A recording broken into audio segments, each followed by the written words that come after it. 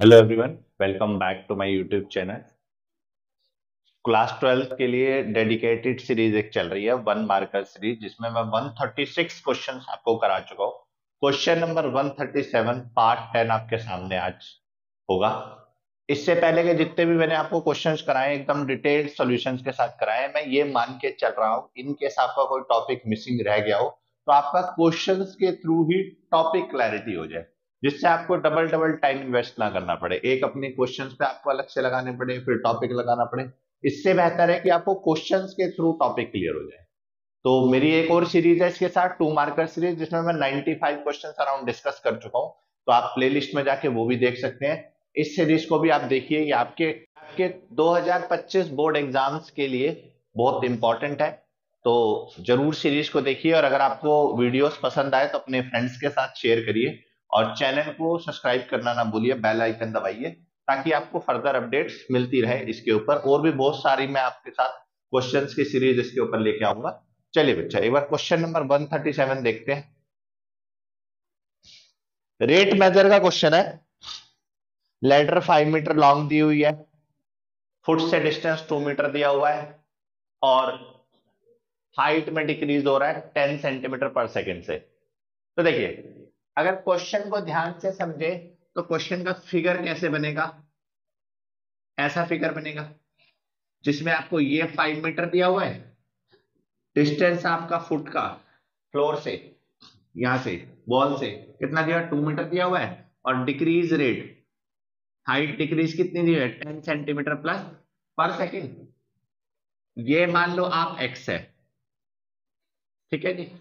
तो इसका मतलब आपको दिया हुआ dx by D, dx by D T कितना दिया हुआ है, 10 सेंटीमीटर पर सेकेंड। इसको एक काम करो, मीटर में कर लो, तो 10/100 आएगा। 10/100 कितना हो गया, 1/10 मीटर पर सेकेंड। ये भी मीटर, ये भी मीटर, ये भी मीटर है, ठीक है जी। चलिए, आपको निकालना क्या है, D theta by D T. Find क्या करना है, D theta by D T. तो सबसे पहले एक काम करिए, थीटा की वैल्यू निकाल लीजिए। देखिए, कॉस थीटा होता है बेस अपॉन में हाइपोटेनियस, बेस अपॉन में हाइपोटेनियस मतलब 2/5। तो ये वैल्यू हमारे काम आएगी।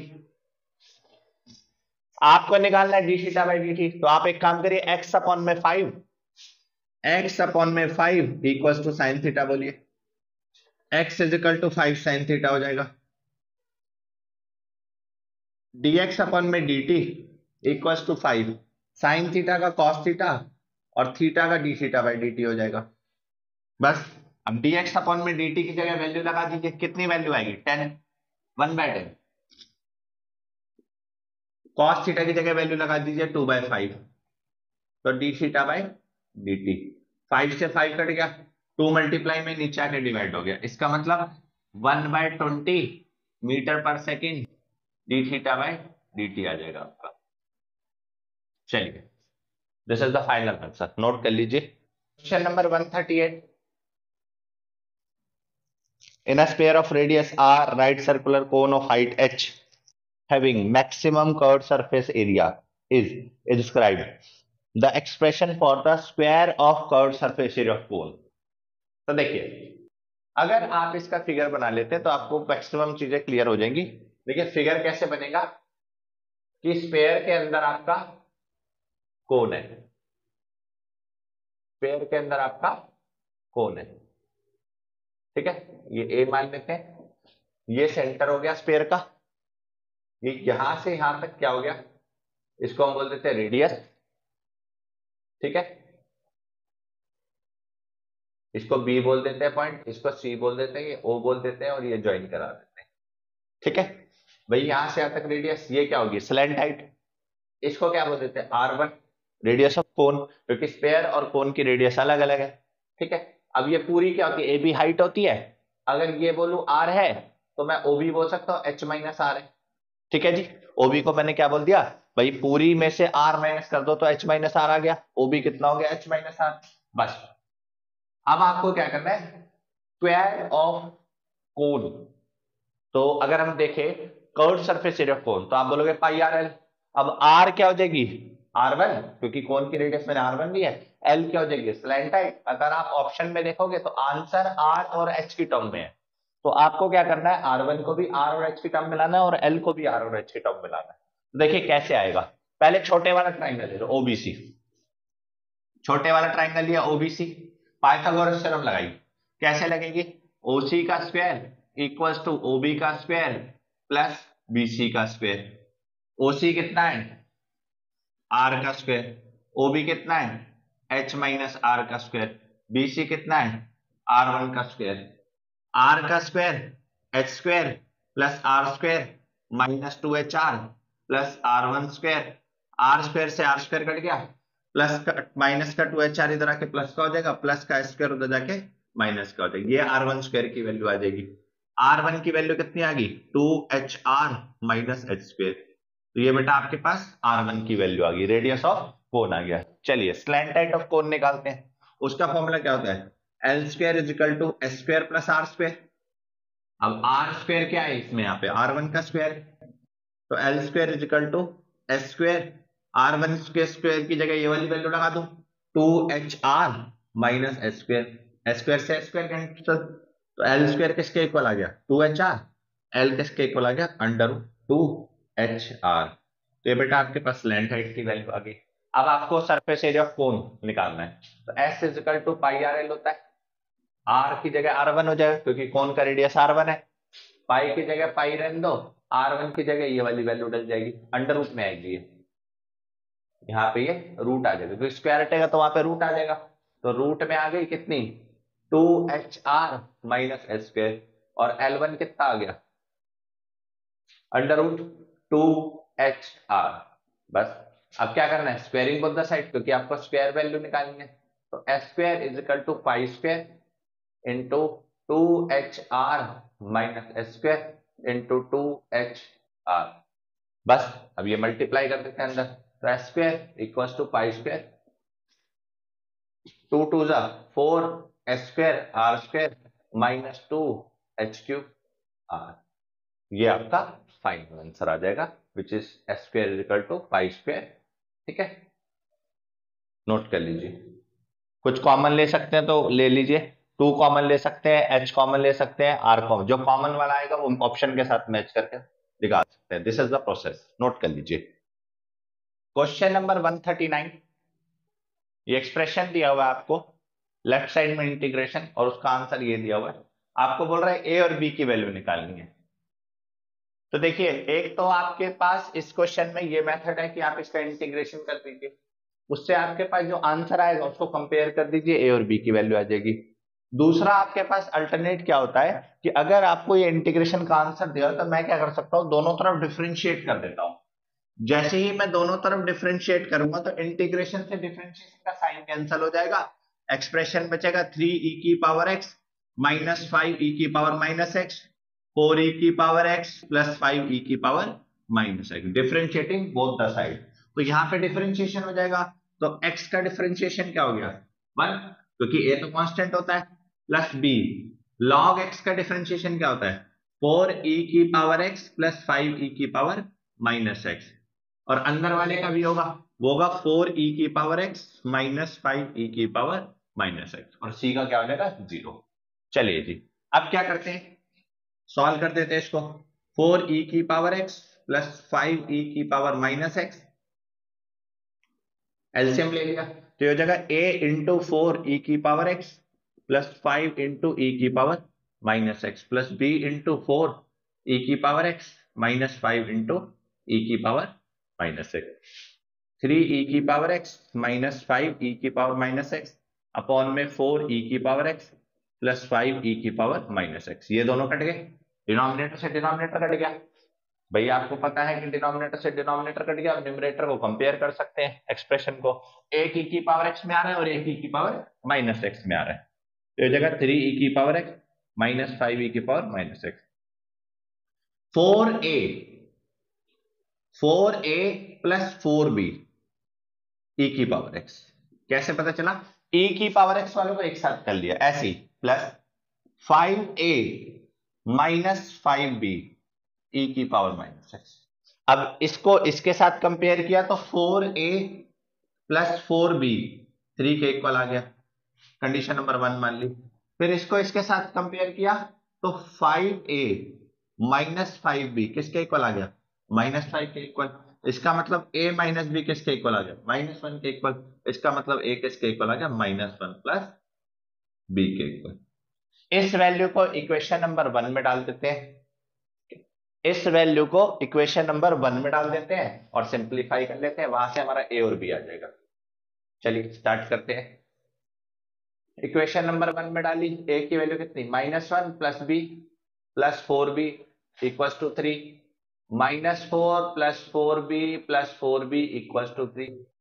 4 प्लस 4 कितना हो गया? 8b, माइनस का 4 इधर आके प्लस का 4, तो b की वैल्यू आ गई 7/8।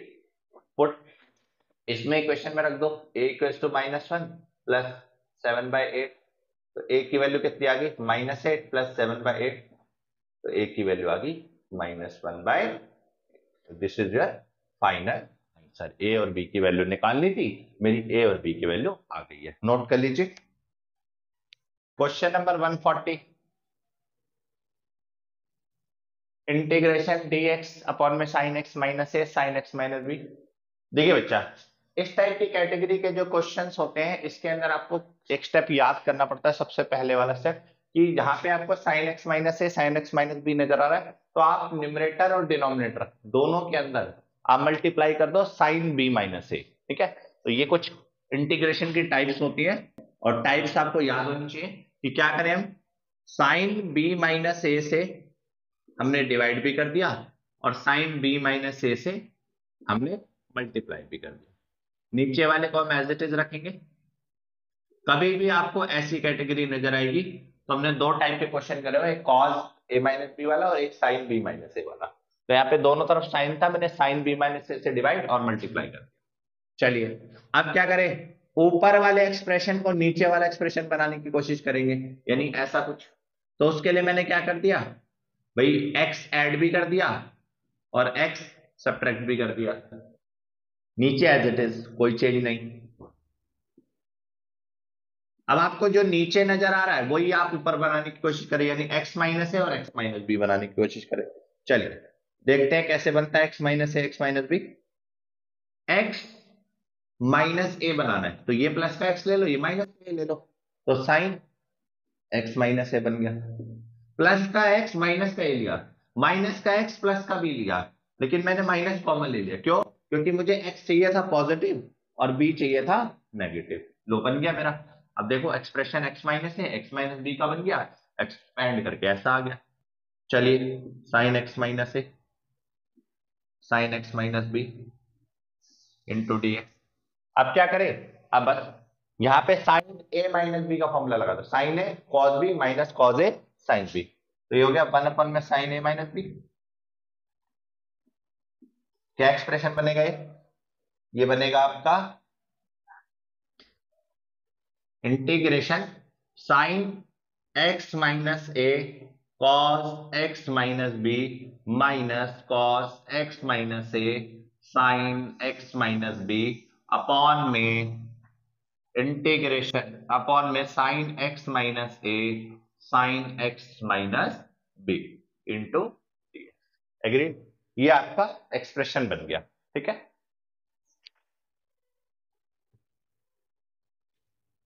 ये आपका एक्सप्रेशन बन गया। चलिए अब इसको सिंप्लीफाई करते हैं। मैं इस वाले एक्सप्रेशन को जो डिनोमिनेटर में है दोनों के साथ कर लूं, न्यूमरेटर में अलग अलग।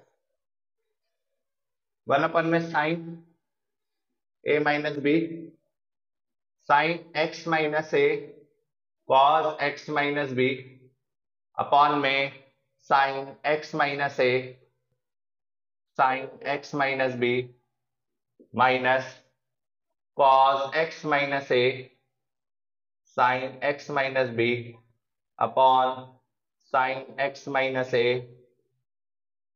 Sign x minus B. कुछ कट रहा है?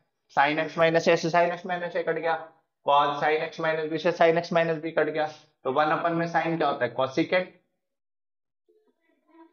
कॉस अपन में साइन क्या होता है? कॉट। कॉस अपन में साइन क्या होता है? Cot into dx. कॉट का इंटीग्रेशन आपको याद होना चाहिए, कॉट का इंटीग्रेशन होता है log sine x minus B minus log sine x minus A, ठीक है, प्लस सी। अब log A minus log B का फॉर्मूला याद होना चाहिए, which is log sine x minus B upon में sine x minus A plus C. भाई log A minus log B का फॉर्मूला होता है लॉग ए अपॉन में बी। ये फाइनल आंसर है, नोट कर लीजिए। बी माइनस ए, यहां पे देख लेना, ये बी माइनस ए।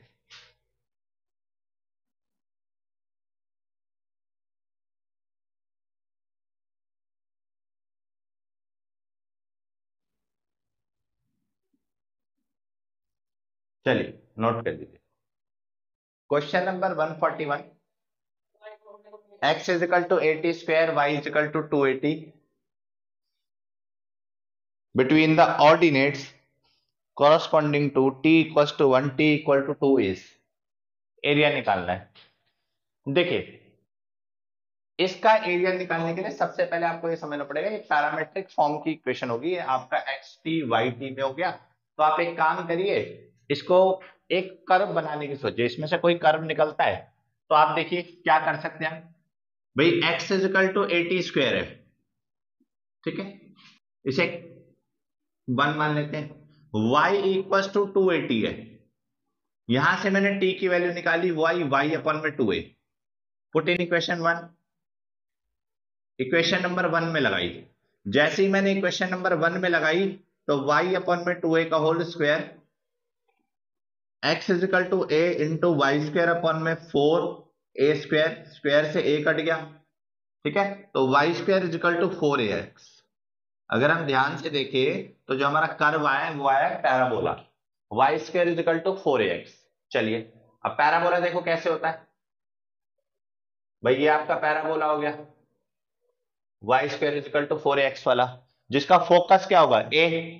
तो अगर मैं अब अपनी ये t की वैल्यू 1 और t की वैल्यू 2 पुट करता हूं, तो जैसे ही मैं t की वैल्यू 1 पुट करता हूं यहां पे, तो x इज इक्वल टू क्या आ जाएगा, a1 का square, x is equal to a आ जाएगा, है ना। यहां पे लगाओ t की वैल्यू 1 फिर से, या फिर t की वैल्यू 2 लगा दो इस एक्सप्रेशन में, x की वैल्यू कितनी आ जाएगी 2 का स्क्वायर, x की वैल्यू कितनी आएगी 4a, क्योंकि मैं फंक्शन मेरा x में है तो लिमिट भी मेरी x में हो जाएगी। अगर x is equal to a देखूं तो वो ये रहा, ये हो गया फोकस वाला point, x is equal to a, और x is equal to 4a मैं ये मान लेता हूं। बस इसके अंदर वाला एरिया निकालना है। स्ट्रिप ले लिया x एक्सिस पे, इसलिए मैं फंक्शन भी x में लूंगा, लिमिट भी x में लूंगा, y को इग्नोर कर दूंगा। तो ये मेरी कितनी लिमिट आ गई, a से 4a।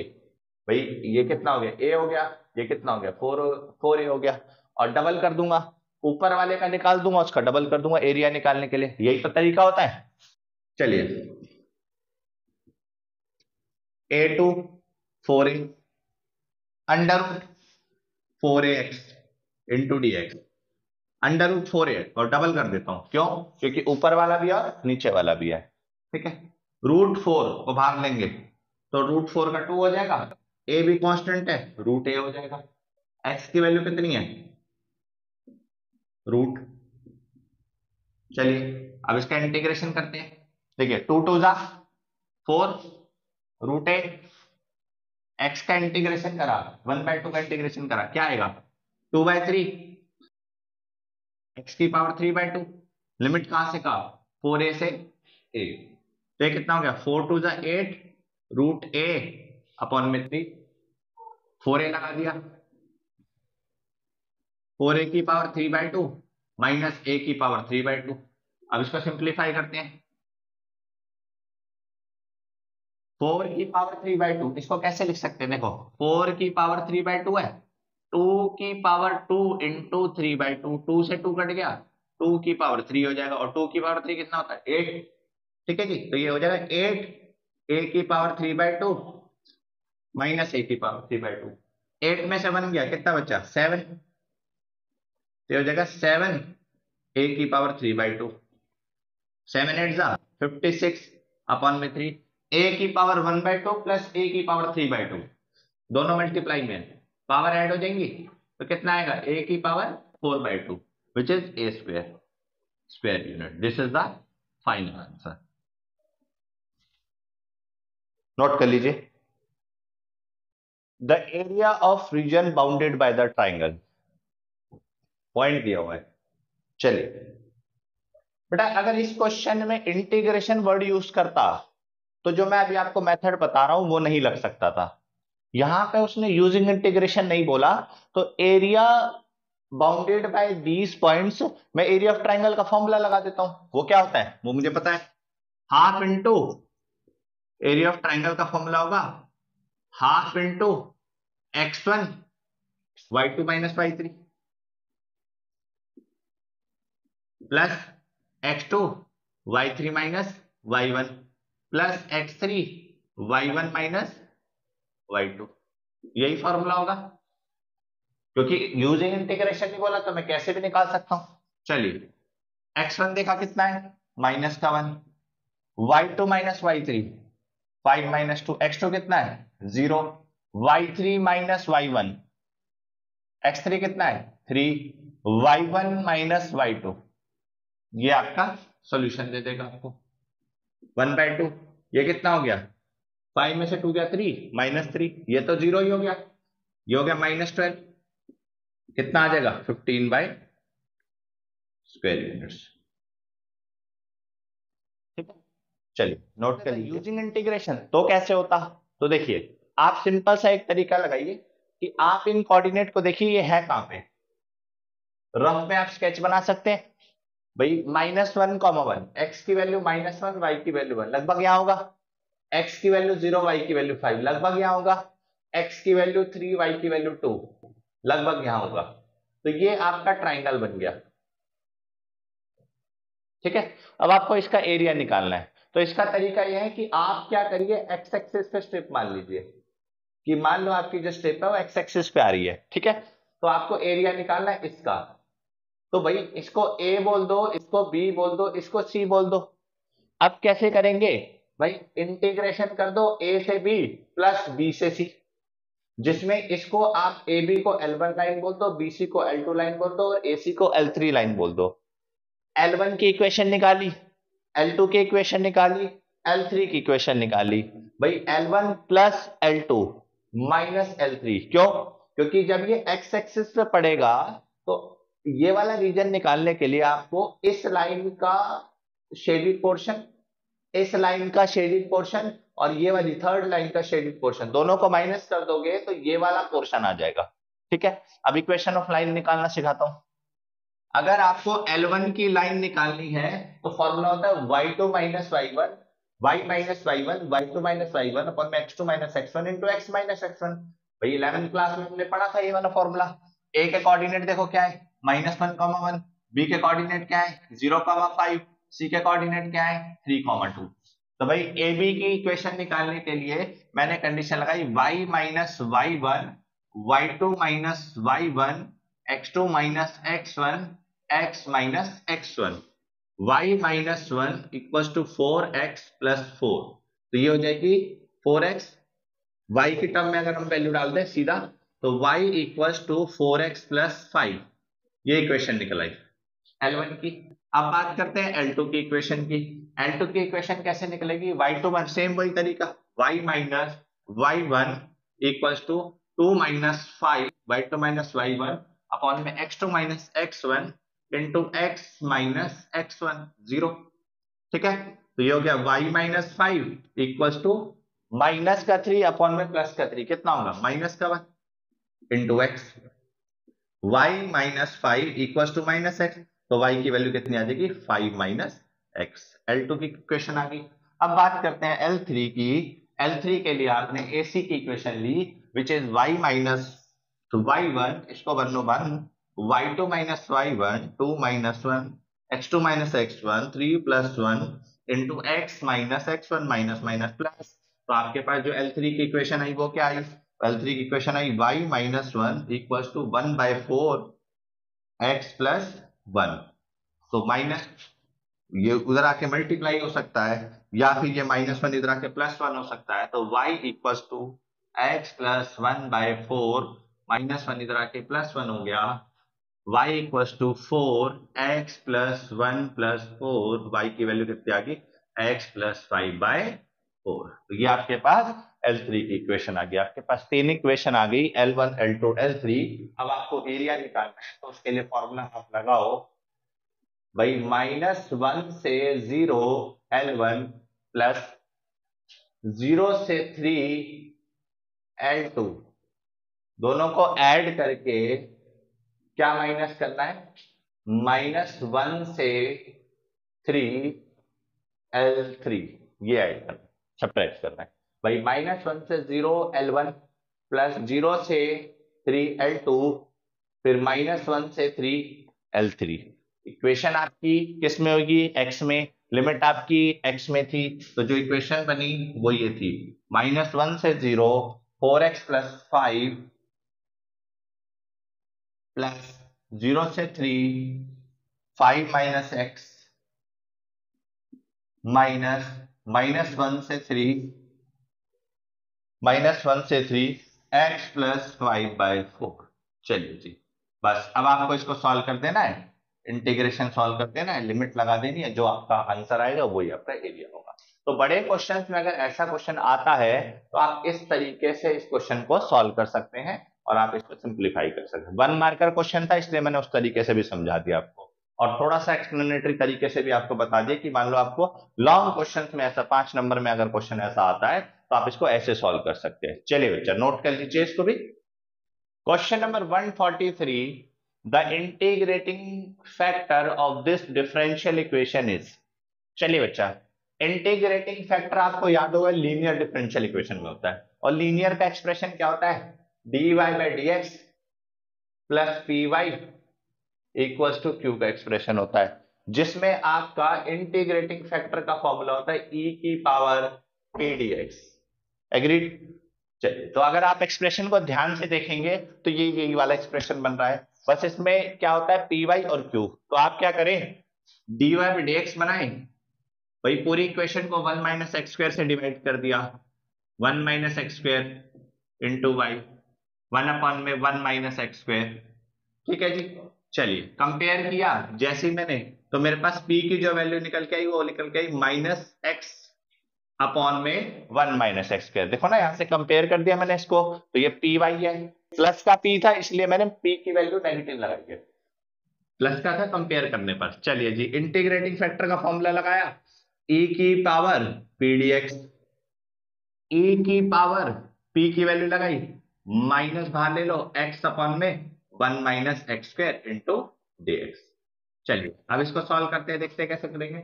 इंटीग्रेशन का क्वेश्चन है, डिनोमिनेटर वाले को t मानो, न्यूमरेटर dt में कन्वर्ट हो जाएगा। Put 1 minus x square is equal to t, तो माइनस का 2x इंटू dx किस में कन्वर्ट हो गया, dt में। तो माइनस का x इंटू dx किस में कन्वर्ट हो गया, dt/2। तो भाई जहां जहां आपको माइनस x और dx नजर आ रहा है उसकी जगह आप लगा देंगे dt/2। 2 मैंने बाहर ले लिया, नीचे वाले को क्या माना था t, तो e की पावर 1/2, 1/t का इंटीग्रेशन क्या हो गया log t। लॉग की प्रॉपर्टी क्या होती है, लॉग कहता है a log b को आप लिख सकते हैं log b की पावर a, तो यही करूंगा 1/2 ऊपर आ जाएगा, तो ये हो जाएगा e की पावर log t की power 1/2, e log f of x होता है, तो ये हो जाएगा t की पावर 1/2। t कितना है बच्चा, t देखो हमने क्या लगाया था, ये रहा, t हो गया 1 माइनस एक्स स्क्वायर की power 1/2।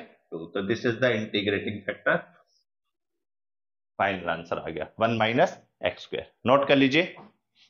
Question number 144, the solution of the differential equation dy/dx plus 2y upon में x is equal to 0। x की वैल्यू 1 डालनी है तो y की वैल्यू 1 आ जाएगी, यानी कि आपको इसके पर्टिकुलर सॉल्यूशन निकालने पड़ेंगे। जनरल सॉल्यूशन वो होते हैं जिसमें आपके पास c होता है कांस्टेंट, पर्टिकुलर सॉल्यूशन वो होते हैं जिसमें आप x और y की वैल्यू डाल के आप c की वैल्यू निकाल लेंगे और c की वैल्यू को वापस जनरल सॉल्यूशन में डाल देंगे तो वो पर्टिकुलर सॉल्यूशन देगा। चलिए देखते हैं कैसे करें। वेरिएबल सेपरेबल, सबसे पहला मेथड ही अगर आपको देखना है तो आप वेरिएबल सेपरेबल करके देखिए, प्लस का 2y बाय एक्स उधर जाके माइनस का हो जाएगा। अब y वाला एक साइड कर लो और x वाला एक साइड कर लो। इसके अंदर कुछ रूल्स बताता हूं कि मैं क्या करता हूं, जनरली x वाले के साइड पे नेगेटिव रखता हूं और कांस्टेंट वैल्यू भी सारी x वाले के साइड पे लगता हूं।